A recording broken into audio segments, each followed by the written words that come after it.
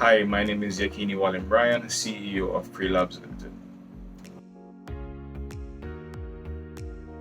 PreeLabs is a technology innovation company. We specialize in Internet of Things and automation. Essentially, if there's any process or parameter that you want to be able to monitor from anywhere in the world, we connect the dots and allow you to monitor that from your smartphone or your computer, as well as control things, control appliances, water usage, your farms from anywhere in the world. So that's what we specialize in, remote monitoring and control, as well as automation. There are a number of factors that inspired me to start this journey. A big one was the robotics team. At UA, I was captain and coach, and in being a part of robotics and a number of different projects at the university and in my personal time, I got a lot of exposure to different sensors and systems, communication protocols, etc. To teach myself a lot of things that were ahead of my academic syllabus, I guess. And in doing so, I developed a skill set. I had to teach the skill set to other new students as well. And I realized there was an opportunity when getting requests from multiple different spaces about them needing to monitor something, they needing to control something and not knowing how to do it. And no other player in the region was really taking up the challenge. So I saw the opportunity, realized that it was that being Internet of Things and automation, robotics being a relatively new, growing, exciting industry to be in, to the leap of faith, started doing this full time. So that's the mission there, is really to figure out the different ways in which and execute on the different ways in which we can benefit Jamaican society privately and publicly, so that we all are better off in the long run.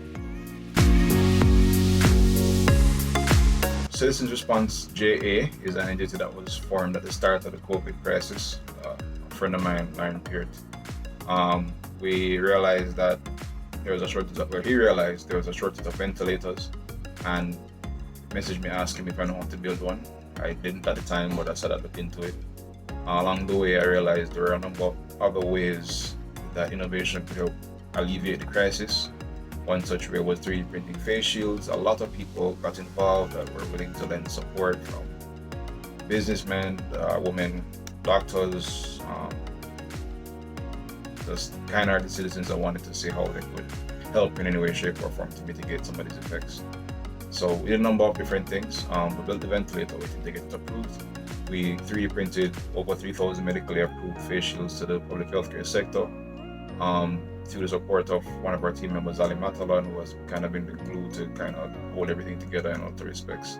We're able to do a bunch of other things, a sewn mask guide, donating, I don't even know how many sewn masks right now, as well as doing drives for the blood bank to ensure that people were able to donate blood and were aware of the need of donating blood.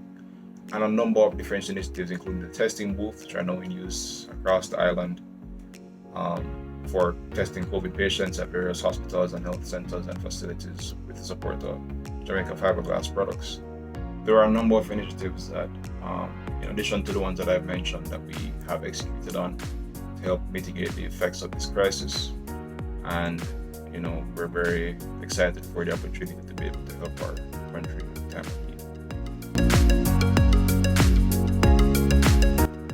Technology has played a role in mitigating the effects of the crisis, just us being able to 3D print face shields, for example, when there was a shortage, and provided to the healthcare sector when they needed it most, as well as being able to build hand washing stations, automated hand washing stations, within 24 hours of the request being made, mass producing it and distributing it across the island, to being able to 3D print FDA approved testing swabs.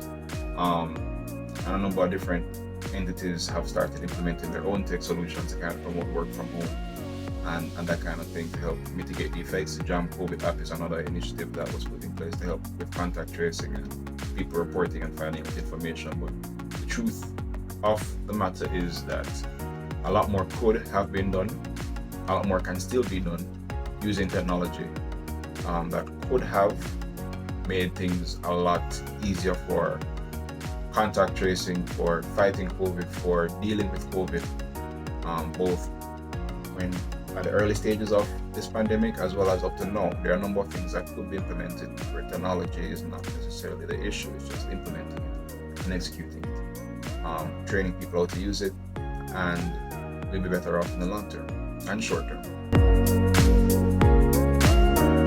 The future of the local and regional landscape regarding technology is, to say technology, the future of technology digital feels like a redundant statement, but that quite frankly is what it is. And essentially more applications and ways of people being able to do things automatically, to monitor things remotely without needing to be in person, as we try to stem away from a culture that involves us being crowded a lot and needing to be in office and needing to be physically interacting with places.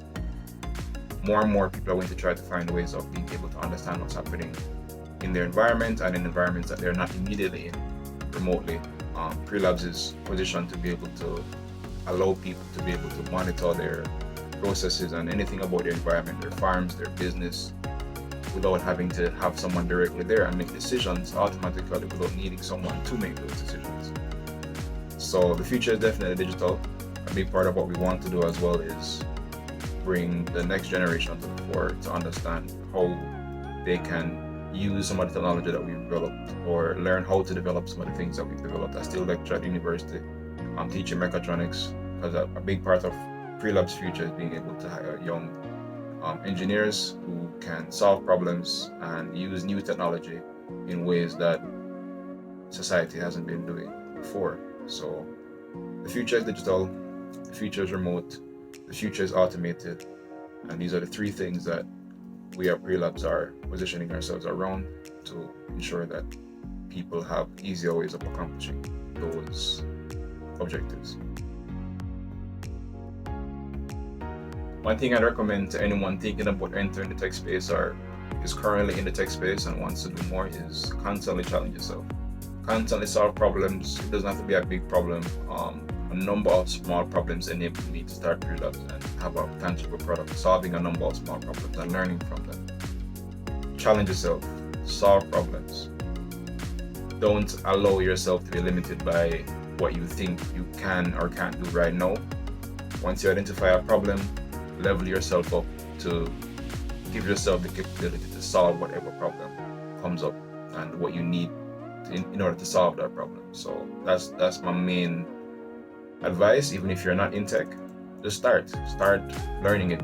Start anywhere, starting one foot before the other, and before you know it, you're climbing a mountain.